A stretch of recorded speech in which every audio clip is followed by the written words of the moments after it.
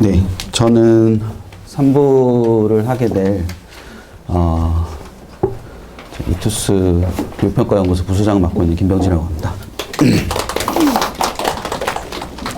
갑자기 녹화를 하려고 하니까 되게 어색하네요.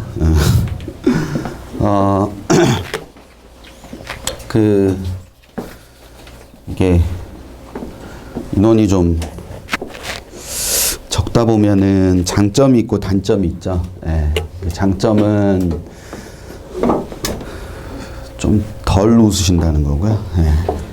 그래서 이렇게 막 앞에 서가지고 이렇게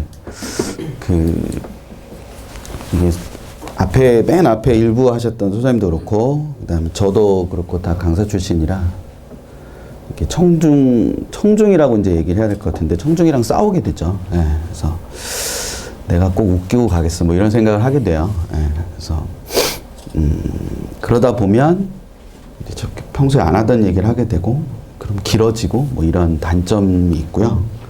장점은 이제 오붓하죠. 예. 그래서 제가 지금 들어와야 되는 시간에 1시간이 지났어요.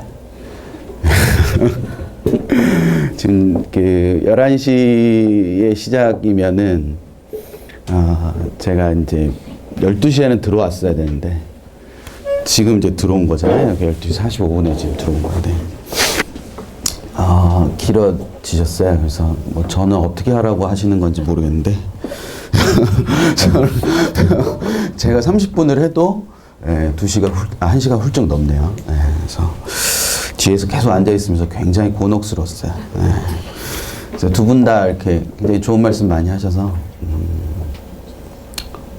제가 들은 느낌은 두 분 다 오늘 굉장히 고급스럽게 하셨거든요. 저는 되게 천하게 해야겠다 이런 생각을 하면서 올라왔는데 두 친구가 되게 용기가 있는 것 같아요. 뒤에 앉아 있으면서는 두 친구한테 나가면 뭘 물어봐야지 이랬는데 지겨울 것 같아. 나오는 사람마다 뭘 묻고 그래서 되게 용기 있죠. 지금 그러니까 다 학부모님들 계신데 친구 둘이 있다는 게 되게 지금 막 발표 나는 시기예요. 아세요? 예, 합격자 발표 막 나는 시기인데 제가 이제 계속 학원에 있다가 발령이 연구소로 나서 요즘 연구소에 있어요. 연구소에 있는데 저는 아직도 소장님이 익숙해서 소장님이 이제 여기 원장으로 오시면서 저는 연구소로 갔거든요. 그래서 그 연구소에서 막 있다가 어제 이제 새로운 하이퍼학원 2016년이죠. 2017학년도 모집과 관련해서 선생님들 다 모이신다 그래서 제가 잠깐 뭐 교육하러 왔었는데 왔다가 저희 1층 로비가 되게 예뻐요. 이따 가시다가 이렇게 보고 가시면 좋을 것 같은데 그 로비에 이렇게 어떤 남자애가 하나 있었는데 제가 가서 막 이렇게 안으면서 울 뻔했었거든요. 그 친구가 이제 이렇게 두 친구 보니까 갑자기 그 친구 생각이 나서 그 녀석이 과학고등학교를 나왔는데 정신의학을 되게 하고 싶어하는 친구야. 정신의학을 되게 하고 싶어하는 친구인데 수능을 조금 못 봤어요. 수능을 조금 못 봐가지고 되게 많은 사람이 안타까워했거든요. 근데 이제 아주대 이제 의대죠. 그 아주대 의대 그 에이스 올해 처음 뽑는 에이스 전형이 있는데 그 전형에 이제 그 전형 말고도 종합 전형을 몇 개 썼어요. 그 친구가. 근데 꼭 갈 수 있을 거라고 생각했던 학교가 한 문제 때문에 최저가 안 돼서 거기가 이제 그 학교는 소장님한테 확인 전화도 왔었다 그러더라고요. 그 친구 이름 물어보면서 하이퍼학원 재호 선생님이 맞냐고. 그래서 맞다고. 그래서 너무 그 학교에 뽑고 싶었는데 서류상으로 봤을 때 너무 뽑고 싶었는데 최저가 안 됐으니까. 그래서 되게 많은 사람들이 안타까워하고 있었는데 그 아주대에서 연락이 와서 1차 합격했다고 면접 보러 지금 이제 면접 보러 갔을 거예요 오늘. 그래서 그 녀석 생각이 갑자기 나서 그게 이제 그 노력을 해도 또 노력과 배반되는 결과가 나올 때가 있어요. 근데 이제 저는 그 녀석 보고 왜 눈물이 났냐면 그 녀석도 되게 안타까울 텐데 이거는 이제 아무도 모르는 얘기인데 그래서 글을 되게 잘 써요. 그래서 저한테 그 종강하는 날 지가 쓴 수필이라고 3편을 주고 갔거든요. 저희 학원 종강하는 날. 그래서 그 중에 하나가 죽음에 대하여라는 그런 글이었는데 잘 쓰는 그 나이 또래 치고는 되게 잘 쓰고 요즘 애들 글을 되게 못 쓰는데 글 되게 잘 쓰는데 이제 제가 보기에는 저도 국어선생 출신이라 제가 보기에 그렇게 잘 쓰진 않았던데 그래서 제가 어제 면접을 간다 그래서 혹시 너한테 자유발언의 기회가 주어지면 그 죽음에 대해서 썼던 너의 그 글 얘기를 해주면 참 좋을 것 같다 라고 얘기를 하고 보냈거든요. 근데 제가 이 얘기로 시작을 하는 건 애들은 생각보다 되게 성숙하고요. 근데 이제 그치만 애들은 애들 있죠. 그쵸? 그래서 여기 이제 학부모님들이 많이 계시니까 학부모님들께서 애들을 만나실 때 애들이 성숙한 존재라는 거를 한 번쯤은 생각하시고 만나주셨으면 되게 좋겠다는 생각을 되게 많이 해요. 저는 개인적으로. 그래서 그렇게 생각을 하시고 애들 좀 만나보셨으면 좋겠고, 그 애들이, 이게 뭐 되게 샌님 같은 말인데, 그 친구 보고 제가 눈물이 나려고 했던 거는 그 친구 표정이 되게 좋아져서, 표정이 되게 좋았거든요. 그래서 그게 이제 뭐, 아주대 1차가 돼서 표정이 좋은 건지, 아니면 이제 그 시간을 보내고 나서 자기가 얻은 게 있다고 생각해서 표정이 좋은 건지는 잘 모르겠지만 표정이 되게 좋아서 그래서 애들이 과정에서 좀 많은 것들을 느낄 수 있도록 많이 도와주셨으면 좋겠다는 생각을 되게 많이 합니다. 그래서 그걸로 시작을 하고요. 미안해. 2학년 거니까 2학년이 되는 것부터. 내년에 저렇게 되면 안 돼. 2학년이 된다는 것하고 제가 물음표를 해놨는데 2학년이 된다는 거는 이제 3학년이 되는 게 1년밖에 안 남았다는 뜻이죠. 그래서 애들은 이런 생각을 하죠. 더 놀아야 된다. 이런. 3학년이 되면 못 노니까, 3학년이 되면 못 노니까 더 놀아야 된다. 이런 생각을 해요. 학부모님들은 2학년이 되는 거니까 이제 1년밖에 안 남았으니까 더 열심히 공부를 해야 된다. 이렇게 생각을 하죠. 저기서 이제 줄일 수 없는 격차가 존재하는 거죠. 저 사이에. 그래서 그럼 어떻게 열심히 공부해야 되냐? 그러면 그냥 열심히 해야 된다고만 하세요. 애들도 열심히 해야 된다 그러죠. 구체적으로 어떻게 해야 되냐? 그럼 내신도 열심히 해야 되고, 뭐 수능도 열심히 해야 되고, 비교과 활동도 열심히 해야 되고, 뭐 이러다 보면 나중에 해야 되는 게 너무 많아져요. 저게 갖고 있는 가장 큰 단점이 뭐냐면 해야 되는 게 많아지잖아요. 그러면 애들은 그 부모님 세대나 저희 세대랑 달라요. 해야 되는 게 많으면 그걸 이제 어떻게 생각하면 이렇게 뭐 계획을 세우거나 뭐 그렇게 해서 차근차근히 해야 된다고 생각할 수 있는데 애들은 해야 되는 게 많으면요 안 해요. 그러니까 그게 하기 싫어서 안 하는 게 아니고요 겁이 많이 나니까. 그러니까 그걸 다 할 수 없다는 걸 아니까 겁이 많이 나니까 그걸 이제 포기를 하게 되는 거죠. 그래서 저렇게 되면 안 되고요. 느낌표로 바뀌었죠. 그 앞에는 물음표였는데 느낌표로 바뀌었잖아요. 그 2학년이 된다는 거는 첫 번째는 계열별 수험생이 된다는 거죠. 입시적으로 말씀드리면. 그 2학년이 된다는 것에서 가장 중요한 거예요. 어떤 의미에서 보면. 그러니까 계열별 수험생이 된다는 것이다. 라는 게 가장 중요한 차이라고 볼 수 있어요. 그러니까 아이들이 문과생과 이과생이 된다는 거잖아요. 인문계열과 자연계열이 된다는 거죠. 근데 그게 이렇게 나뉘어진다는 건데 당연히 인문계는 국어랑 수학의 중심의 학습 체계를 가져야 된다는 걸 의미하는 거죠. 계열별 수험생이 된다라는 것 자체가.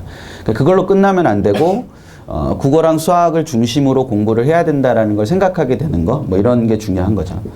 또 하나는 자연계는 수가 중심이 돼야 된다는 것을 의미하는 겁니다. 근데 인문계가 지금 이제 이렇게 빠져 있는 게 하나 있죠. 국수 중심이 아니라 원래 인문계는 국수형 중심이잖아요. 그쵸? 예, 국수형 중심인데 영어가 빠진 거는 이유는 아시겠죠?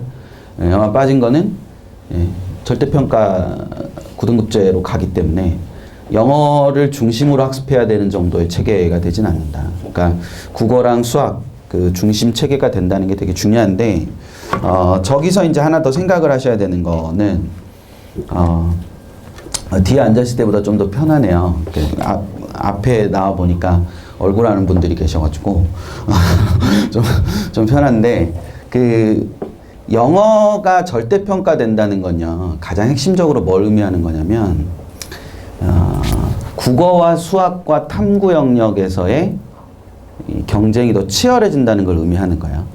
그걸 다른 의미로 해석을 해드리면 아까 앞에서 일부에서 선생님이 그런 말씀하셨는데 학력고사와 수능이 다르다 이런 얘기를 했잖아요. 근데 그게 그 학력고사와 수능이 다른 거이기도 하고요. 더 근원적으로는 아마 이제 그 말씀을 잘 하시는데 저한테 넘기시느라고 안 하신 것 같은데 사회가 다른 거죠. 사회가 다른 거예요. 그걸 뭐 설명드리면 여기 계시는 대부분의 학부모님들이 그 고등학교에서 대학으로 진학하던 그 시기의 사회는 절대적 기준이 지배하는 시기였어요. 아까 이제 그 황준희 선생님이 그런 말씀하셨잖아요. 뭐 이렇게 뭐 75만, 뭐 7만 5천 명 중에서 뭐 이렇게 얘기를 하셨죠. 뭐 상위 뭐 몇 % 이렇게 얘기를 하시면서 서울대, 의대 정원이 몇 명 이런 얘기를 하셨잖아요. 그거는 그 학력고사 성적이라는 하나의 절대적 기준에서 줄을 쫙 쓰던 때인 거죠.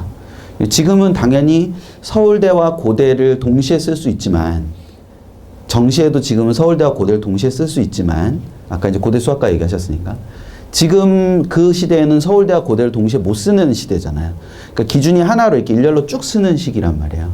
근데 지금 시기는 그런 시기가 아니라 서울대와 고대를 동시에 쓸 수 있는 시기예요. 그러면 서울대를 합격하는 애랑 고대를 합격하는 애, 만약에 인문계로 얘기를 해서 자연계는 좀 다르지만 인문계로 서울대와 고대를 합격하는 애가 실력 차이가 난다고 할 수가 없어요. 거의 같은 선상에서 잡히거든요, 점수 자체가. 그러니까 그 잘하는 애들이 서울대를 가는 애들이 잘하는 애들이 아니라 서울대와 연대와 고대를 가는 애들이 잘하는 애들인 거죠. 그러니까 단적으로 말씀드려서 한국사를 하지 않고 인문계에서 한국사를 하지 않고 2016학년도 기준으로 한국사를 하지 않고 제2외국어를 하지 않았는데 다 맞은 애가 있어요. 걔는 서울대를 못 가잖아요. 못 가요. 예, 지금 뭔지 모르시는 학부모님들도 계실 텐데, 서울대를 못 가요. 왜냐하면 서울대 인문계는 한국사를 필수로 해야 되고, 그리고 제2외국어를 반드시 해야만 갈 수 있어요. 근데, 지금 애들 중에는 그런 애들도 굉장히 많거든요. 그러니까 재수하면서, 야, 한국사를 해보는 게 어때? 뭐, 제2외국어를 해보는 게 어때? 이렇게 물어보면 애들이 씩 웃으면서 저한테 그러거든요. 선생님, 저는 욕심이 없어요. 이렇게 얘기를 해요. 왜, 뭐 욕심이 없어? 꼭 서울대 안 가도 돼요. 서울대를 가는 거는 우리 부모님의 꿈이고요. 저는 연경만 가면 돼요. 뭐 이런 얘기 하는 애들이 있어요.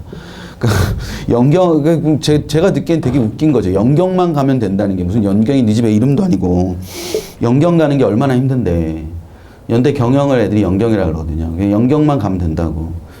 연경 가는 게 서울대 가는 것보다 더 어렵거든요. 서울대 사회학과 가는 거고 사회과학계를 가는 것보다 훨씬 어렵잖아요. 연경 가는 게. 그러니까 지금 현재 그런 시스템이기 때문에 서울대를 가는 애가 무조건 잘하는 애고 연고대를 가는 애는 그 다음 애가 아니라는 거죠. 지금 시기는. 그러니까 그걸 다시 바꿔서 말씀드리면 지금의 기준은 상대적 기준인 거예요. 근데 영어가 절대평가되는 건 상대평가라는 그 기준 자체를 무너뜨리는 거잖아요. 영어 절대평가되는 게 굉장히 중요한 거예요. 그래서. 그러니까 영어가 절대평가된다는 의미는 옆에 친구가 영어를 잘 하기 위해서, 그러니까 영어가 아무리 쉬워도 상대평가인 한 영어에 대한 학습 부담 줄지 않아요. 그러니까 영어가 아주 쉬워요. 그래서 많은 아이들이 만점을 받을 수 있어요. 그러니까 많은 아이들이 만점을 받을 수 있으니까 하나 틀리면 타격이 크죠. 예를 들어서 만점을 받은 애들이 한 8% 정도 된다. 그러면 하나 딱 틀리면 몇 %가 되는 거예요? 9%가 되는 거잖아요. 그럼 그만큼 많이 밀리는 거죠. 그러니까 하나를 안 틀리기 위해서 공부를 더 해야 되는 거잖아요. 그게 상대평가 가지고 있는 핵심적인 측면이란 말이죠. 근데 아이들한테 학습 부담을 감소시켜주기 위한 정책으로 가다 보니까 영어를 쉽게 출제하든 어렵게 출제하든 아이들은 계속 뭐 할 수밖에 없다는 거예요. 학습 부담에 시달릴 수밖에 없으니까 그걸 무슨 체계로 바꾸는 거예요? 절대평가 체계로 바꾸는 거예요. 어떤 의미에서 보면. 그러니까 영어가 절대평가 된다는 것 자체는 그런 의미를 갖고 있는 거기 때문에 수능 전체적인 틀 자체에서 보면 또는 입시 전체적인 틀 자체에서 보면 그러니까 한예종이라는 학교가 있어요. 예, 한예종이라는 학교처럼 그러니까 절대평가를 하는 대학이 별로 없죠. 한예종은 절대평가 하거든요. 그래서 신입생이 없는 해도 있어요. 걔네는. 근데 나머지 대학들은 다 상대평가 하잖아요. 그러니까 상대평가라는 것 자체가 결국 대학의 모집 단위에 지원을 해서 그 지원자들 중에서 몇 명까지만 딱 잘라서 뽑는 거잖아요. 예, 그런 체계이기 때문에 기본적으로 상대적인 체계라는 걸 이해를 하시는 게 굉장히 중요한 거예요. 그러면 영어가 절대평가 된다는 얘기는 국어랑 수학과 탐구에서 애들이 그 영어에서 줄어든 학습 부담을 이렇게 옆으로 넘기겠죠. 그러면 국어랑 수학이랑 탐구를 공부하는 시간이 더 늘어나겠죠. 그러면 결국 애들의 위치는 그 영역에서 어떻게 공부를 하느냐에 따라 달라질 거잖아요. 그래서 2학년 때부터 국수나 수가 중심으로 공부하는 게 굉장히 중요하다는 거죠. 그리고 이게 훨씬 더 어려운 체계가 될 가능성이 있다는 거죠. 문제가 쉽고 어렵고 하고는 아무 상관이 없는 거예요. 그거는. 그러니까 결국 경쟁을 하는 집단 내에서의 역할이기 때문에 그런 형태로 봤을 때 계열별 수험생이 된다는 것이 갖고 있는 의미를 하나 생각을 하셔야 된다. 더더군다나 계열별 수험생이 된다는 것에 숨어져 있는 의미는 뭐냐면 제가 상대평가라는 말씀을 드렸으니까 저기에 숨어있는 의미를 하나만 더 말씀드리면 계열별 수험생이 된다는 건 모집단의 숫자가 줄어든다는 거예요.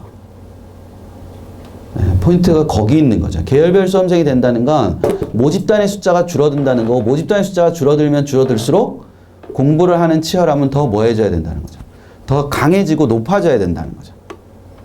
그러니까 100명 모집단에서 내 위치가 존재하던 데에서 50명 모집단에서 내 위치를 결정하는 단계로 바뀌잖아요. 그러니까 100명 모집단에서 4%면은 4등을 하면 되지만 50명 모집단에서 4%는 몇 등을 해야 되는 거예요? 2등을 해야 되는 상황인 거니까 훨씬 더 어려워지는 체계죠. 그리고 절대 그 4등 4명이 사이좋게 2명씩 나뉘어지지 않는다는 거죠. 그러니까 100명 모집단 체계에서 제가 좀 전에 4명까지라고 얘기를 했잖아요. 그 4명이 50명으로 갈려질 때 이 2명 이렇게 가지 않는다는 거죠. 절대. 어떤 식으로든 다른 식으로 변화가 생긴다는 거죠. 그래서 계열별 수험생이 된다는 것이 갖고 있는 의미는 더 숨어있는 의미는 모집단이 적어진다는 거예요. 그럼 경쟁이 더 치열해진다는 거죠.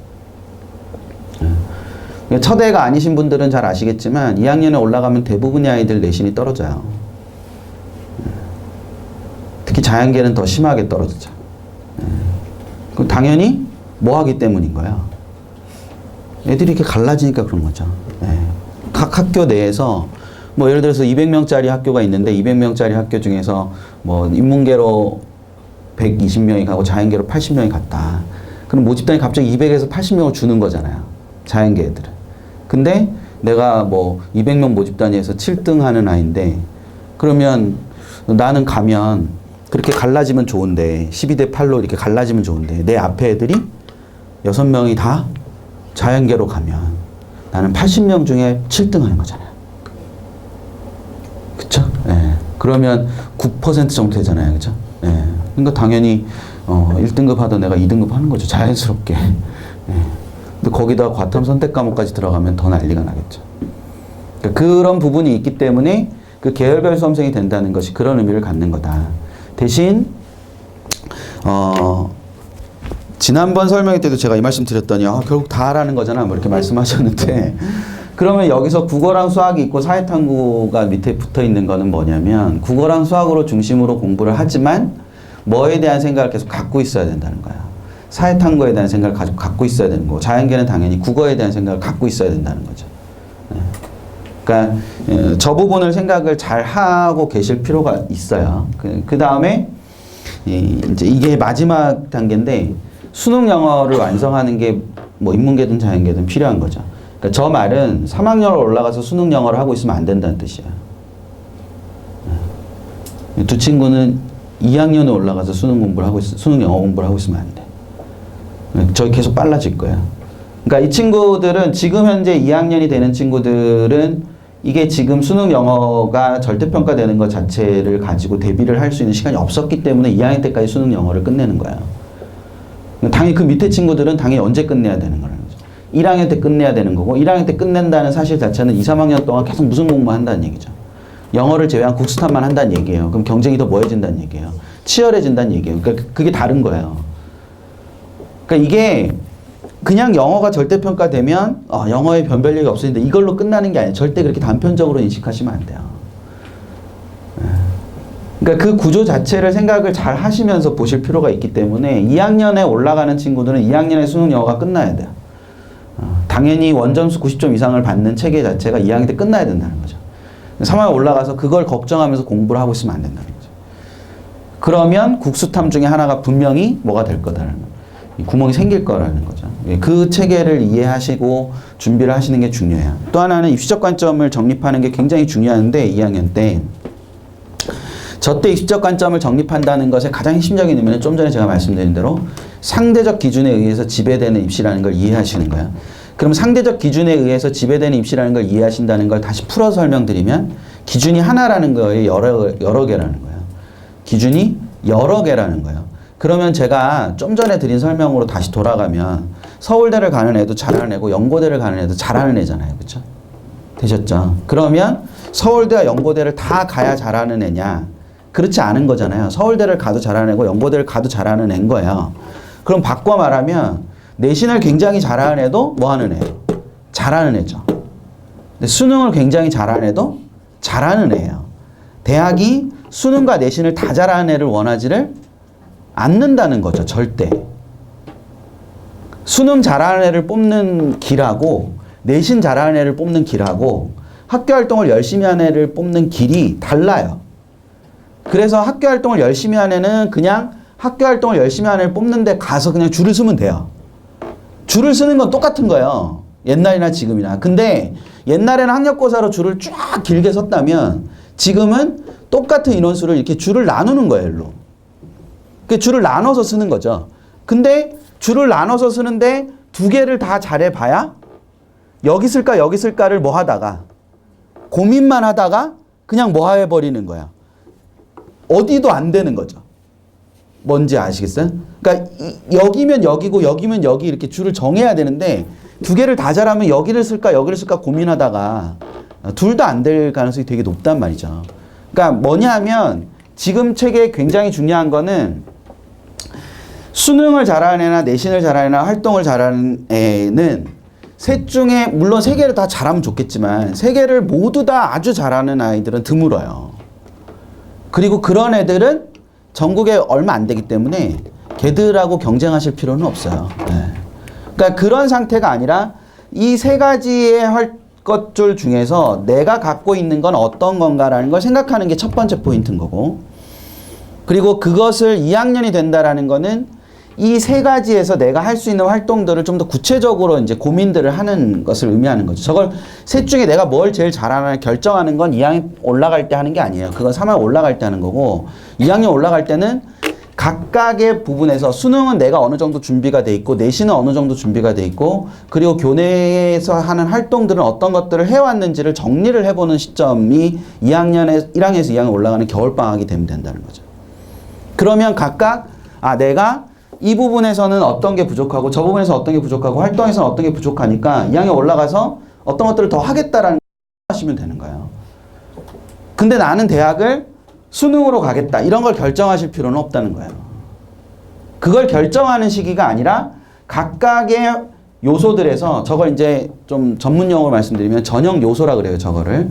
저 전형 요소를 중에서 나는 이 전형 요소에서는 어느 정도의 위치에 있는지를 확인 정도만 하면 된다는 거죠. 2학년 올라가는 과정에서. 근데 내 위치가 지금 내신으로 갈 수 있는 위치가 요 정도다. 근데 나는 요 정도 학교를 가고 싶다. 그러면서 계산을 해봐야 되겠죠. 요 정도 위치에서 요 정도 위치로 가려면 내신이 어느 정도 있어야 되는지를 계산을 하셔야 되겠죠. 근데 그거를 2학년에 시험을 4번을 거치면서 거기까지 올라갈 수 있는지도 뭐 해보셔야 되는 거예요. 계산을 해보셔야 되는 거죠. 그래서 내신 이렇게 결정하시라는 게 아니고. 근데 그게 하나 포인트고 또 하나는 수능이라는 게 입시에 있어서 굉장히 중요한 요소다. 입시에 있어서 수능이라는 정요소가 가지고 있는 요소가 굉장히 중요한 거다라는 걸 인식하시는 게 굉장히 중요한 거예요. 그러니까 그 많은 재학생들, 그러니까 제가 학교 설명회 가면 애들한테 그렇게 물어봐요. 야, 수능을 너네가 잘해, 재수생이 잘해 이렇게 물어봐요. 그러면 애들이 다 뭐라 그러냐면 재수생이 잘한대요. 왜 재수생이 잘해? 이렇게 물어보면 이제 애들이 여러 가지 얘기를 하죠. 예. 그 중에서 이제 애들이 많이 하는 두 가지 얘기가 한 번 더 하니까요. 고요. 예. 또 하나 많이 하는 게 그 형들은 할 수 있는 게 그거밖에 없어요. 예. 그래서 이제 고3이면 제가 엄청 야단치죠. 너네는 할 수 있는 게 뭐가 있냐고. 예. 고3도 할 수 있는 게 수능밖에 없어요. 예. 고3도 할 수 있는 게 수능밖에 없는데 뭐 지금 고3 얘기하는 거 아니니까. 거의 올라가는 친구들한테 제가 이 얘기를 하는 이유는 한 해 더해서 잘하는 거냐면 2학년 때부터 3학년처럼 수능 공부를 하면 되잖아요. 그럼 3학년 가서 수능 잘할 거잖아요. 아니 한 해 더 하는 게 이유라면 그쵸? 예, 그러니까 그 한 해 더 하는 게 걔들이 잘하는 이유라면 2학년 때 3학년처럼 수능 공부를 하고 3학년 때 재수생처럼 수능 공부를 하면 되잖아요. 예. 그 되게 단순한 논리거든요. 그런 식으로 접근을 하면. 그래서 수능이라는 것 자체가 입시의 기본이라는 뜻은 뭐냐면요. 이런 거죠. 제가 아까 상대성의 원리가 있다 그랬잖아요. 그리고 또 하나 지금 현재 입시에서 중요한 건 이거거든요. 정량과 정성이라는 차이거든요. 그러니까 이거는 좀 이따 설명드리고 요거부터 설명을 드리면 그러니까 상대 점수 체계를 갖고 있다는 거랑 다양한 기준에 의해서 선발한다는 거랑 이 정답이 아닌 답 체계라는 이 세 가지 구조가 굉장히 중요한데 이 세 가지 구조 중에서 상대 점수 체계랑 다양한 기준 선발을 제가 지금 말씀드렸어요. 근데 이 다양한 기준의 선발에서 기억을 하셔야 되는 건 지금 5개가 있죠. 예, 전형 요소가 저렇게 5개야. 전형 요소가 5개인데 이 앞에 슬라이드에서 제가 보여드렸던 전형 요소는 3개 있었어요. 내신이랑 활동이랑 그 다음에 수능이랑 이렇게 3개가 있었죠. 그렇죠? 활동이 비교과에 해당하는 거고 논술이랑 실기가 빠져 있는 거예요. 근데 대부분 일반 인문계 고등학교를 다니시니까 실기를 뺀 상태에서 그럼 전형 요소가 몇 개냐면 4개거든요. 그럼 4개의 전형 요소 중에서 당연히 아이들은 하나의 경쟁력을 기반으로 해서 다른 하나를 이용해서 대학을 가는 거야.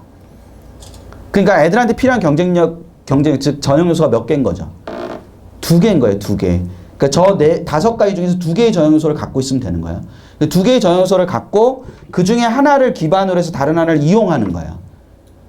그 체계를 갖는 건데 이 상대성이라는 체계가 지금 현재 2학년들한테 되게 중요한 것 중에 하나가 이건데 제가 수능이 되게 중요하다고 말씀드렸잖아요. 그러니까 수능이랑 학력고사를 가장 상징적으로 나누는 것이 저는 답과 정답이라고 생각을 해요. 그러니까 제 개인적으로는. 학력고사는 정답 체계고 수능은 답 체계예요. 그 얘기는 학력고사가 정답 체계라는 건 옳은 답이 존재하는 거고 옳은 답은 정해져 있는 답이에요. 그러니까 정답은 원래 옳은 답이라는 뜻이지만 답이 정해져 있다는 뜻이에요. 그래서 문제가 바뀌든 선택지가 바뀌든 전부 다 그러니까 발문이 바뀌든 선택지가 바뀌든 학력고사는 그냥 답을 쓰면 돼요. 답을. 그러니까 정답을 쓰면 되는 거예요. 반면에 수능은 선택지가 바뀌면 뭐도 바뀌냐면 답도 바뀌어요. 그러니까 그게 학력고사라는 건 절대적 기준에 의한 답인 거예요. 근데 수능이라는 건 상대적 기준에 의한 답이기 때문에 그게 다른 거죠. 그래서 당연히 이런 체계를 공부를 할 수 있어야 돼요. 그러니까 오답을 지우는 체계와 답을 찾는 체계는 완전히 다른 체계거든요. 그러니까 수능에 익숙해진다는 거는 오답을 지워서 남는 하나가 그냥 답이라는 걸 인정하는 단계에 익숙해지는 걸 의미하는 거고요. 학력고사 문제를 잘 푼다는 얘기는 5개 중에서 이게 답이야 하고 바로바로 딱딱딱 뽑아낼 수 있는 게 학력고사에 익숙한 거예요. 그러니까 완전하지 않은 답이어도 얼마든지 답일 수 있는 게 바로 수능이라는 체계고 그게 여러 가지 구조에서 나타나는 거죠. 면접을 봐요. 면접을 보러 가요. 면접을 보러 갈 때 답이 있지 않잖아요. 면접을 보러 가는데 무슨 답이 있어요. 답을 정해놓고 묻지 않아요. 절대. 그럼 뭘 보는 거냐면 걔가 갖고 있는 그 답을 향해서 나아가는 과정을 보는 거잖아요. 네. 그러니까 들어오시면서 보셨는지 모르겠지만 저희 여기 학원에서 그 서울대 직윤이랑 일반 전형 쓰는 애들 100명 넘는 인원이 면접 대비를 했거든요. 네. 2학년 올라가셔서 아직 감이 없으시죠? 그 정도 인원이 어느 정도 인원인지. 예. 각 학교에 서울대 원서를 쓰는 애들이 20명이 뭐야? 10명을 넘지 않는 학교가 많아요. 예, 그 10명을 넘지 않는 학교가 많은데, 학원에 어쨌거나 100명이 넘는 서울대 수시 지원자들이 모여서 면접 대비를 했단 말이죠. 예. 근데 이제 제가 지지난주에 저녁에 이렇게 들렀다가, 남자애들 셋이 이렇게 앉아서 이렇게 떠들고 있길래, 너네는 뭔데 여기서 떠들고 있냐? 그랬더니, 서울대 직윤 대상자입니다. 그래서, 그래? 그러면 직윤 준비를 해야지 왜 여기서 떠들고 있어? 너는 뭐냐? 너는 무슨 과냐? 그랬더니 의예과래요. 그러니까 그래서 제가 야, 너는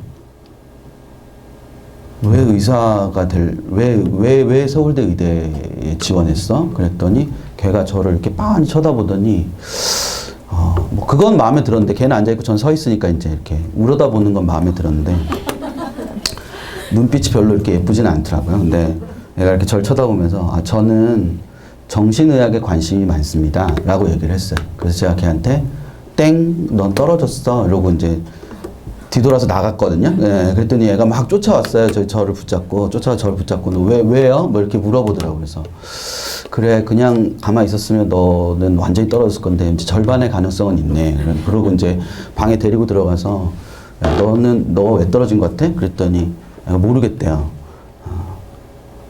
내가 뭐라고 물어봤어? 그랬더니 왜 서울대 의대에 지원했냐고, 왜 의사가 되려고 하냐고 물어봤다고.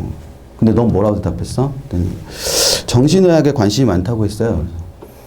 그럼 네가 대답한 거는 왜 의대를 가느냐에 대한 답이야? 너는 의학의 어떤 분야에 관심이 있냐에 대한 답이야? 이렇게 했더니 걔가 관심 분야에 대한 답이네요. 그러더라고요.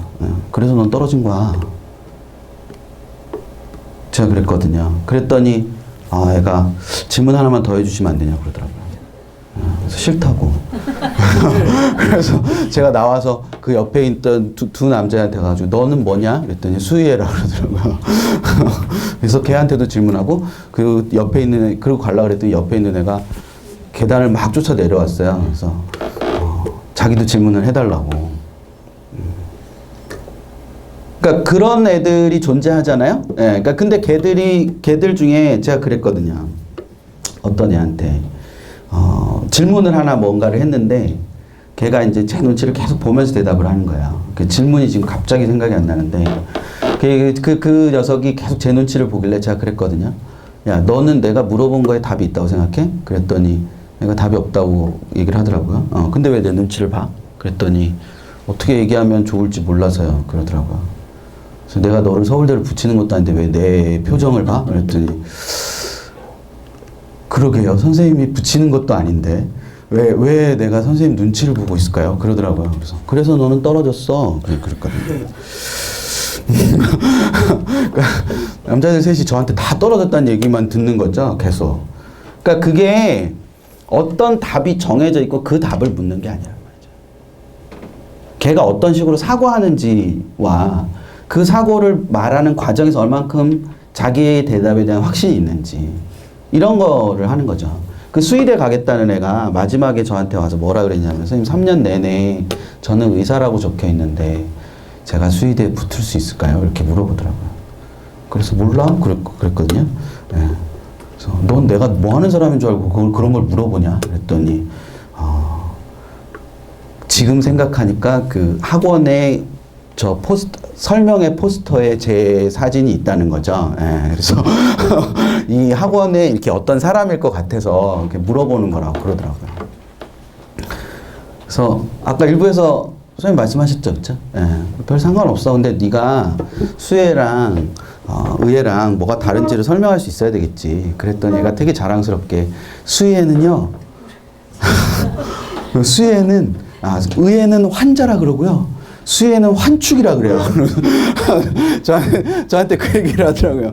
뭐라고? 그랬더니 수혜는 환축이라 그래요. 그게 환자와 의회와 다른 점이죠. 누가 봐도 너는 수혜를 하고 싶은 게 아니라 서울대를 붙고 싶은 것 같아. 그래서 떨어질 거야. 그러니까 걔가 막 그런 거를 막 생각해서 한 게 아니고 이제 수혜를 가서 붙어야 되니까 그런 생각을 한 거죠. 그러니까 근데 예쁘잖아요. 그렇게라도 준비를 하는 게. 예. 그러니까 그런 식의 답이 있는 체계가 아니라는 생각을 하시는 게 굉장히 중요한데 그거는 뭐랑 연결되냐면 이 두 개랑 연결돼요. 보세요. 이 모집 요강이나 이런 걸 읽어보시면 저 두 가지가 굉장히 많이 나오는데 좀 전에 그 아이의 면접을 보는 거는 숫자로 이렇게 계산을 할 수 있는 거예요? 숫자로 계산할 수 없는 거예요? 계산할 수 없는 거잖아요. 그쵸? 그런 걸 정성적 요소라고 그래요. 그리고 이거는 뭐 할 수 있는 거라는 거죠. 숫자로 셀 수 있는 거예요. 정량적 요소라고 하는 거죠. 지난번 윈터 설명회가 있었는데 지난번 윈터 설명회에 굉장히 많은 분이 오셨는데 제가 받은 질문 중에 가장 인상적인 질문은 이거였어요. 저희 애가 외고를 다니는데 이과 공부를 하고 있습니다. 그런데 얘가 대학을 가는데 불이익이 없을까요? 라고 물었어요, 저한테. 그래서 저는 당연히 어떤 식으로 사고를 했냐면 그 친구가 종합전형을 쓰는 거라고 생각을 했어요. 그러니까 외고인데 자연계 공부를 하고 있고 자연계열 학과를 지원하는데 문제가 없느냐라고 물으셨으니까 저는 당연히 그 친구가 종합전형을 쓰게 되면 외고애니까 그러면 외고를 갔는데 자연계열 공부를 하는 게 좀 그렇잖아요. 근데 그걸 역으로 생각하면 외고를 갔음에도 불구하고 외고 내에서 자연계열 공부를 할 만큼 자연계열에 너무 뭐 하고 싶다. 가고 싶다라고 해석할 수도 있잖아요. 그래서 그런 쪽으로 이렇게 해서 가시면 될 겁니다.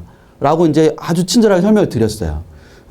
근데 어머니가 너무나 당황스러운 말씀하셨는데 저희 애는 종합전형 안 쓰는데요? 그러시더라고요. 네? 종합전형을 안 쓰신다고요? 그러면 뭐 건데요? 저희 애는 내신도 안 좋고 활동도 없고 그래서 수능으로 갈 거예요. 그러시더라고요.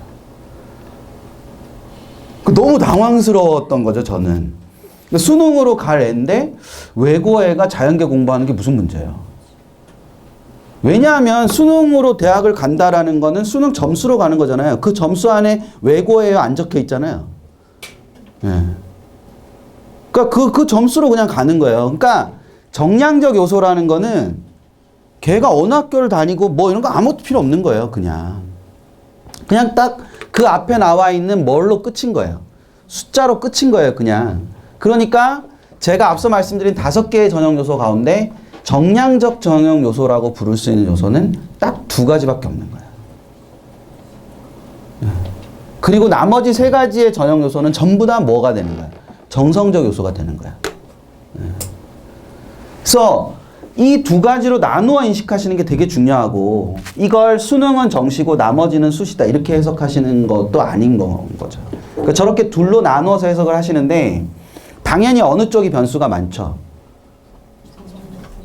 네, 정성적 요소가 변수가 많죠. 이쪽은 변수가 적죠. 그렇죠? 네, 변수가 없진 않아요. 네, 뭐 한양대 미래자동차를 1.01인 애가 떨어지고 뭐 이러는 걸 보면 변수가 없진 않죠. 예, 뭐 자연계에서 내신 1.01이면 아주 아름다운 거죠. 예, 근데 걔가 뭐 나중에 취업은 붙겠죠. 예, 왜냐면 다른 애들이 다 딴 데 갈 테니까. 이거는 결과나 수치에 의한 것 때문에 변수가 적어요. 없다고 할 수는 없어요. 반면에 저쪽은 과정이나 동기를 중시하는 거기 때문에 굉장히 변수가 많을 수밖에 없어요. 그러니까 당연히 만약 우리 아이의 전략의 기본을 짠다면 왼쪽과 오른쪽 중에 어디가 중심이 되셔야 되겠어요? 왼쪽이 중심이 되셔야 되겠죠. 예, 그러니까 2학년에 올라간다는 얘기는 여기냐 저기냐를 결정하는 게 아니라 그랬어요, 제가. 예, 그게 아니라 이건 어느 정도고 이건 어느 정도고 저건 어느 정도고 저건 어느 정도인지를 확인하시는 거예요, 그냥. 그래서 이거를 어느 정도까지 끌어올리기 위해서 뭘 해야 되느냐는 걸 결정하는 거지 저 중에서 어느 하나를 결정하는 건 아니에요. 근데 만약 우리 아이가 비교과 활동이 별로 없어서 그 활동을 중심으로 뭔가를 2학년 때는 좀 더 많이 해야 되겠다 라고 생각을 하신다면 결과와 과정 중에 뭐를 더 중시하면서 가셔야 된다는 거예요. 과정을 더 중시하면서 가셔야 된다는 거예요. 되셨죠? 예. 그러면 그 과정은 어디에서 볼 수 있어요? 예, 그 환상에서 깨세요. 학교생활 기록부에 있을 거라는 그 환상에서 깨세요. 예. 학교생활 기록부에 무슨 과정이 있어요? 애가 수학경시대에 나가 상을 받았어요. 그건 과정의 결과예요. 결과죠. 애가 실험 동아리를 하면서 실험을 했어요. 그래서 그 실험 내용이 적혀 있어요. 생활기록부에. 그럼 그 과정의 결과예요. 결과잖아요. 그게 왜 과정이에요? 과정은 그 실험을 한 게 과정이죠. 그 실험을 하면서 애가 손을 대었어요. 그런 게 과정이잖아요. 근데 손을 디는지도 모르고 애가 실험을 했어요. 그럼 그런 게 과정이잖아요. 근데 그런 게 생활기록부에 적히지 않잖아요. 그러니까 생활기록부에 적히는 것 자체도 어떤 굉장히 뭐냐면 정량적 요소인 거예요. 결과에 가까운 정량적 요소인 거예요. 그러다 보니까 이상한 얘기들만 도는 거죠. 상이 몇 개면 그 학교를 간다. 상이 3개면 그 학교를 가요. 그럼 그건 과정의 결과예요. 결과지 그게 무슨 과정이에요. 근데 제가 그 학교에 붙은 애를 3명 알아요. 떨어진 애 2명을 알아요. 근데 3명은 상이 3개고 2명은 상이 2개예요. 그럼 저는 떠돌아 다니면서 뭐라 그러겠어요? 상이 3개야 거기 붙는다고 얘기하겠죠. 그 3명 중에 내신이 제일 낮은 애가 2.2예요. 근데 2명 중에 제일 높은 애는 2.3이에요. 공교롭게. 그럼 제가 뭐라고 얘기하고 다니겠어요? 그 학교는 내신이 2.2여야 그 종합전에 붙는다라고 얘기할 거 아니에요. 표본이 적으니까 그런 거죠. 아니 그 2.2로 이렇게 딱 끊어지는 거면 그거는 정량평가예요, 정성평가예요? 정량평가니까 그건 종합전형이 아니죠, 당연히. 그러니까 구조 자체를 해석하실 때 어떻게 해석하시냐 굉장히 중요한 거고, 그래서 저쪽에 비교과 활동이나 논술을 잘하는 애로 키워 조금 더 2학년 때는 그런 걸 좀 더 많이 해야 되겠다. 그러면 애를 결과로 몰아대시지 말고 자꾸 뭐에 대한 생각을 자꾸 애한테 심어주셔야 된다는 거죠. 과정에 대한 생각을 자꾸 심어주셔야 되는 거라는 거죠. 과정에 대한 생각을 심어주는 방법은 뭐예요? 과정에 대한 생각을 심어주시는 방법은 왜냐고 많이 물어보시는 거예요. 왜냐고 물으시면 돼요. 자꾸 왜냐고 물으시면 되죠. 왜 그걸 하는지, 너는 왜 그렇게 생각하는지, 그걸 자꾸 물으시면 돼요. 왜냐고. 그 굉장히 중요한 거죠. 애들 스스로도 자꾸 자기 자신의 활동에 대해서 왜냐고 자꾸 생각을 하는 거예요. 수학경시대에 왜 나갔는지 생각하는 거예요. 수학경시대에 나가는 이유가 하나만 있지는 않을 거잖아요. 집에 애들은 수학경시대에 왜 나가나요?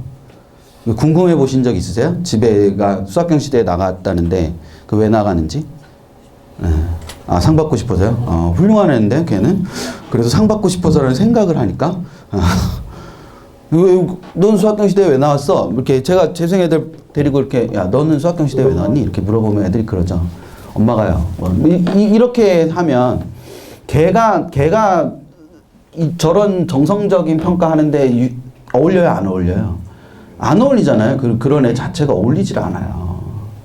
그러니까 왜 자기가 그 활동을 하는지를 생각하는 게 되게 중요한 거예요. 그리고 그 왜냐는 것을 대학은 어떤 식으로 평가하냐면 자기소개서도 있잖아요. 그쵸? 자기소개서에 그 왜냐에 대한 내용이 많이 들어가는 거예요. 그리고 그것도 못 믿어오니까 애를 어떻게 해요?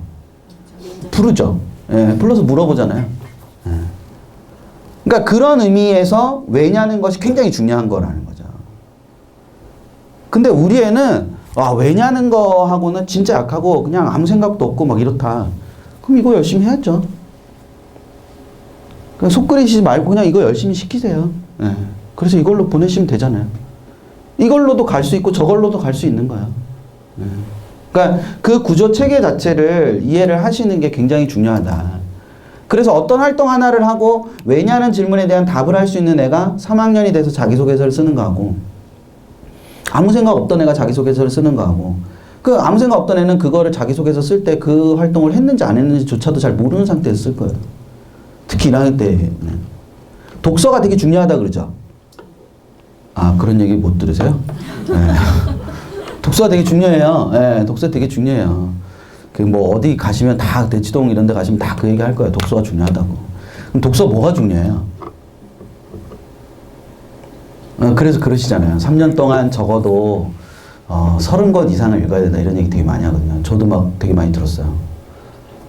저는 이제 그런 설명회를 듣는 게 아니고 학부모님들이 오셔서 물어보시니까 3년 동안 30권이 넘으면 요 라인, 40권이 넘으면 요 라인, 50권이 넘으면 요 라인 이렇게 말씀하시더라고요. 그래서 그게 진짜로 맞나요? 하고 저한테 물어보시더라고요. 그래서 전 처음 듣는데요. 그랬더니 제가 들었던 가장 황당한 게 그거였어요. 30권이면 요 라인. 두 번째 황당한 건 뭐였었냐면 선생님 성적이 V 라인인 게 좋대요, 내신이. 그러니까 V 라인이라 그랬나 U라 그랬나. 1학년 때 잘하고 2학년 때 좀 못하고 3학년 때 올라가면 좋대요. 그게 맞냐고. 그래서 아니요 그랬더니 그러면 이렇게 사선을 그리는 게 좋냐, 점점 더 좋아지는 게 좋냐고. 계속 좋은 게 좋아요. 뭐 당연한 거 아니에요? 계속 좋은 게 좋지. 뭐 그게 무슨 그럼 뭐 이렇게 이런 애만 뽑아요 이렇게? 이렇게 돼 있잖아요. 그럼 학교는 뭐가 궁금할까요? 이런 애가 왔잖아요, 그렇죠? 그럼 왜 이렇게 되는지가 궁금하죠. 그 다음에 어떻게 하다 이렇게 되는지가 궁금한 거예요. 근데 이런 애가 자소서를 어떻게 쓰는지 아세요? 저는 1학년 때 성적이 굉장히 좋았는데 2학년 때 성적이 갑자기 떨어져서 아주 큰 좌절을 겪고 성적을 올려야겠다는 생각을 해서 그 다음에 애들 다 똑같아요. 요런 형태 애들은 다 똑같이 그렇게 써요. 여기서 이제 아주 훌륭한 선생님을 한번 만나거나 아주 감동적인 선배를 하나 만나거나 인터넷 수기를 만나거나 아니면 아주 유명한 문제집을 하나 만나죠. 그래서 결과는 다 좋아졌다요. 그러니까 이게 내가 왜 떨어졌는지도 없고 내가 무슨 동기로 이거를 올려야 되겠다는 생각을 했는지도 없잖아요. 그러니까 얘가 안 보이잖아요. 그 입사관이 학습법을 보고 싶어 해요. 얘가 어떻게 해서 공부를 해? 자기 자식을 어떻게 하면 공부를 할까? 뭐 이런 걸 하는 게 아니잖아요. 그러니까 그런 상황이 중요한 게 아니기 때문에 그러니까 왜냐는 걸 통해서 판단할 수 있도록 자꾸 하시는 게 되게 중요한 거라는 거죠. 그래서 제일 좋은 건 생활기록부에 있는 결과가 있는데 그 결과의 바탕이 되는 건 무엇인지를 자기소개서랑 추천서랑 면접에서 보여주는 게 제일 좋은 거야. 제가 늘 추상적으로 말씀드리긴 하는데 자기소개서와 학교생활기록부와 추천서와 면접으로 통해서 4명의 아이를 발견해서 그 4명의 아이를 합치면 그 아이가 되는 게 가장 아름다운 아이인 거예요. 제일 안 예쁜 애는 학교생활기록부랑 자기소개서랑 추천서랑 면접이랑 다 한 명밖에 없는 거예요. 물론 걔는 이제 면접까지도 안 가겠죠. 자기소개서랑 추천서랑 학교생활기록부를 딱 봤는데 애가 똑같은 A에만 있는 거예요. 얘는 누가 봐도 A인 거예요. 그럼 안 부르겠죠. 안 불러도 다 알잖아요. A인 걸. 근데 학교생활기록부는 A인데 자기소개서는 B가 있는데 추천서에는 C가 있어요. 이게 어떻게 생긴 놈인지 되게 궁금하잖아요. 그럼 부르겠죠, 얘를. 적어도 상위 11개 이내의 대학들은 그렇게 애들을 뽑습니다. 그 밑에는 그렇게 뽑는다고 제가 말씀 못 드리겠고요. 적어도 상위 11개 안에 들어있는 학교들은 다 그런 식으로 애들을 뽑아요. 그래서 애가 다양한 모습을 보여주면 당연히 얘가 궁금하니까 부르겠죠.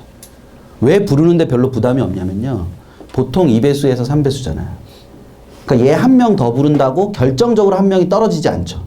그러니까 별로 부담 없이 부르는 거예요. 불러서 보는 거죠.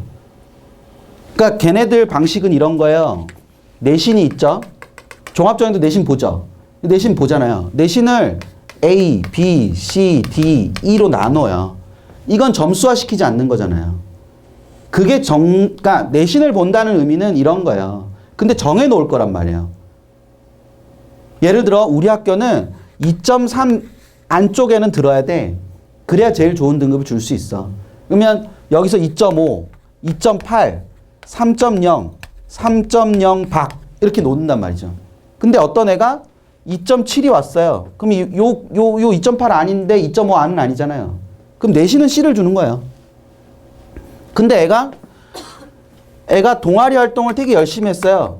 여기는 A를 주는 거죠. 근데 봉사들 보니까 봉사도 되게 열심히 한 것 같아요. 여기도 A를 주는 거죠. 그럼 이 세 개를 갖고 하면 얘는 CAA죠. 근데 어떤 애가 내신이 1.9인 애가 왔어요. 그러면 내신이 A죠. 근데 동아리 활동은 뭐 아주 못한 건 아닌데 어느 정도 했어요. 봉사는 비슷하게 그냥 모든 애들하고 덜한 것도 아니고. 그럼 얘는 뭐가 돼요? 이걸 세 개를 합치면 A, B, C가 되잖아요. 그쵸? 그럼 누가 더 뛰어나요? CAA가 더 뛰어나잖아요. 그럴 거 아니에요. 물론 올 A인 애도 있겠죠. 이런 평가 항목이 이게 지금 3개밖에 없지만 이런 평가 항목이 20개가 넘어가면 애들이 저걸로도 쭉 이렇게 줄을 서겠죠. 그래서 7명 뽑아야 되는데 3배 쓰면 21명까지 그냥 부르면 되잖아요. 불러서 면접도 한 5개 정도 항목해서 이렇게 뽑으면 되잖아요, 애들. 얼마든지 뽑을 수 있다니까요. 그게 잘못 생각하시면 2.3은 90점, 2.2는 95점, 2.1 안에는 100점 이렇게 주는 게 아니라고 절대. 그렇게 안 준다고요. 어떤 대학도 그렇게 뽑지 않아요. 그러니까 대신 이거는 당연히 기준인 공개 안 하겠죠. 이걸 왜 공개해요? 그 사람들 영업비밀인데 저걸 공개할 리는 없죠. 네. 서강대처럼 이렇게 순진한 학교들은 공개를 하죠. 네. 그러니까 한 번 공개하면 이제 그게 오래 가니까. 지금 없어졌지만 교과 전형이 있었으니까요. 교과 전형이 문과 3.0, 이과 3.5까지 만점이었거든요. 2015학년도까지. 그러면 걔네는 종합전형 볼 때도 문과 3.0 안에 이과 2.5 아니면 크게 불이익은 없다. 왜 그러냐. 문과 3.0 안에 드는 외고 애들이 많이 있으니까. 서강대 물어보면 그렇게 하죠. 서강대 관계자들이 그런 얘기 하죠. 아시면서 왜 그래요? 뭐 이러죠. 뭘 알아요? 그러면 에이, 학교 구조상 2점 후반밖에 못 받는 애들이 있을 수 있잖아요. 그래서 그렇게 얘기한단 말이죠. 그러니까 그런 상태가 되는 거기 때문에 중요한 거는 이런 전반적인 평가에서 어떤 형태의 어떤 값들을 갖느냐라는 것이 굉장히 중요한 요소가 되는 거다라는 생각을 하셔야 되는 거죠. 그래서 저쪽에다가 어떤 걸 키우신다는 얘기는 좀 더 과정이나 동기에 강한 아이가 된다라는 걸 의미하는 거라는 거. 결과가 아니라. 그거를 꼭 생각을 하셨으면 좋겠고. 그래서 지금 2학년 올라가는 친구들이 그러니까 아주 강하게 이렇게 점검하고 또 더 노력해야 되는 경쟁력은 아까 말씀드린 대로 3개예요. 전형 요소 3개. 첫 번째 전형 요소는 내신인데 내신은 저런 의미를 가지고 있고 한 번에 완전하게 꼼꼼하게 학습하는 게 굉장히 중요한 거고, 비교과는 지금 현재는 학교 생활을 구현하는 것에 가장 핵심적인 초점이 맞춰져 있어요. 학교 외 활동을 하는 게 아니니까. 그럼 당연히 비교과는 어떤 방식으로 해야 되느냐. 제가 계속 이 얘기 말씀드리죠. 목적에 염두에 두고, 목적을 염두에 두고 내가 어떤 걸 하면 왜 그걸 하는지 이런 생각을 하는 게 굉장히 중요하다라는 거죠. 그리고 수능이 입시의 기준이다라는 생각을 하시는 게 굉장히 중요하다. 대신 수능이 입시의 기준이 된다는 말이 곧 정시로 대학을 간다는 뜻은 아니다라는 걸 인식하신다는 거죠. 정시로 대학을 가는 게 아니라는 뜻은 뭐냐면 수능을 잘하는 것이 곧 정시로 대학을 간다는 것과 동의어는 아니다. 절대. 그런 의미는 아니다라는 거예요. 즉 수능을 잘하는 아이가 쓸 수 있는 수시 원서와 수능을 못하는 아이가 쓸 수 있는 수시 원서가 분명히 다를 거예요. 2개가. 왜냐하면 수능을 기준으로 좀 더 좋은 데를 가기 위해서 수시 원서를 쓰게 될 거니까요. 그쵸? 그러니까 수능이 여기에 있는 친구하고 수능이 여기에 있는 친구가 고민하는 대학이 당연히 다르겠죠. 그래서 이 친구가 만약에 여기 위에 대학을 수시로 붙어서 가요. 그러면 이 친구는 자기가 갈 수 있는 대학보다 더 좋은 대학을 간 거잖아요. 그쵸? 그러면 그냥 그 상태로 얘의 입시는 성공했다고 볼 수도 있는 요소가 되는 거라는 거죠. 그러니까 그 구조를 생각하시면 걔가 정시로 대학을 가지 않더라도, 그러니까 수능이라는 것 자체가 어느 정도 선이 되느냐. 그러니까 예를 들면 아까 제가 처음에 시작할 때 말씀드렸던 친구 있잖아요. 아주대 면접 갔다는 친구. 그 친구가 아주대라는 것의 원서를 쓰게 되는 것은, 그렇죠? 냉정하게 말하면 아주대를 정시에서 뭐 하기 때문인 거야. 못 갈 수도 있기 때문인 거잖아요. 그쵸? 근데 얘가 면접을 언제 보러 간다고요? 오늘 보러 간다. 수능 뒤에 가는 거잖아요. 그러니까 얘가 아주대 갈 성적이 나오면 면접을 보러 가지 않아도 되기 때문에 아주대를 쓴 거예요. 뭔지 아시겠어요? 그러니까 얘가 저희가 보기에 수능 성적 상으로 아주대 의대 정도를 가거나 못 가거나 하는 선 정도가 된다고 생각하기 때문에 아주대를 쓰는 거예요. 그래서 아주대 그러니까 면접 전형을 쓰는 거죠. 그래서 대신 아주대 면접이 수능 이후에 있어야 된다는 판단하에. 근데 얘가 아주대 의대를 못 가는 상황이 된다. 수능으로. 그러면 얘는 아주대 의대를 아예 못 쓸 수도 있죠. 왜냐하면 얘가 더 다른 데를 써야 되는데 그 한 장이 아주대 의대까지 안 넘어올 수도 있잖아요. 그런 경우가 하나가 있고, 또 하나는 아주대 의대가 수능 이전에 면접이 있더라도 얘가 그 면접 그 원서를 뭐 할 거란 말이죠. 쓰겠죠. 왜냐하면 아주대 의대만 가도 얘는 굉장히 성공하는 애니까. 그런 차이가 있다는 거예요. 실제 수능 점수와 상관없이. 그러니까 수능 경쟁력을 어느 정도 선에서 가지고 있느냐는 게 굉장히 중요한 요소일 수 있다. 그래서 2학년에 올라가는 과정에서 이걸 인식하시는 건 굉장히 중요하다.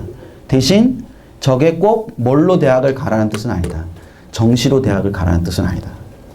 정말 생각을 잘 하셔야 돼요. 정시로 대학을 가는 건 아니기 때문에 그 부분 생각을 잘 하시고, 저도 말이 길어져서 굉장히 길게 했네요. 거의 50분 한 것 같은데.